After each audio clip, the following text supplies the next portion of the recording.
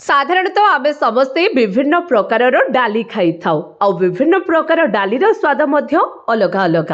तेबे से डाली मानक मध्यरे मुग डाली हेउछि अन्यतम। ए मुग डाली रे विटामिन ए, बी, सी एवं ई भरपूर मात्रा रे रहिछि।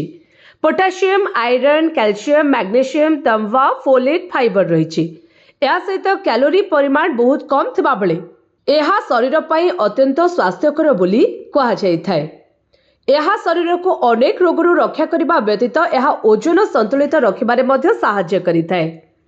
तेबे अनेक पोषक तत्व भरपूर मुग डाली आम स्वास्थ्य पई केते उपकारी चलंतु जानिबा आजिर वीडियो रे।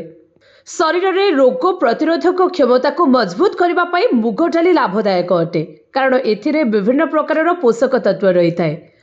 एवं ओजन कम करबा को चाहुतिले आपण मुग डाली खाई परिबे, कारण मुग डाली सेवन करबा द्वारा शीघ्र भोक लागि न थाए। एथिरे थिबा प्रोटीन शरीरर क्षतिग्रस्त टिश्यू को निर्माण करिथाए, जहा फल रे शरीर रे ओजन ह्रास करिबारे सहायक होइथाए।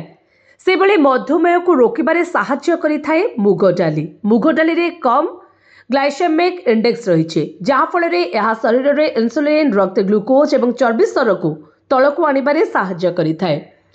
यह रक्त रे शर्करा स्तर को नियंत्रण रे रखिबारे सहाय्य करिथाए एवं मधुमेह आशंका कम करिबारे मध्य सहाय्य करिथाए मुग डाली।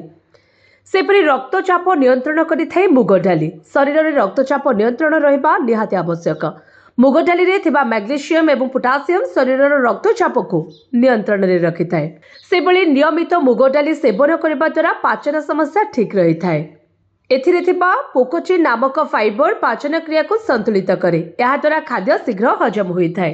सेबळे मुग डाली इम्यूनिटी को मध्य वृद्धि करिथाए।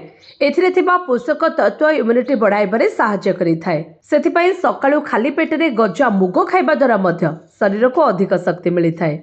हार्ट पई मध्य मुग लाभदायक अटे। यह अनियमित हृदस्पंदन को मध्य नियंत्रण करिथाए।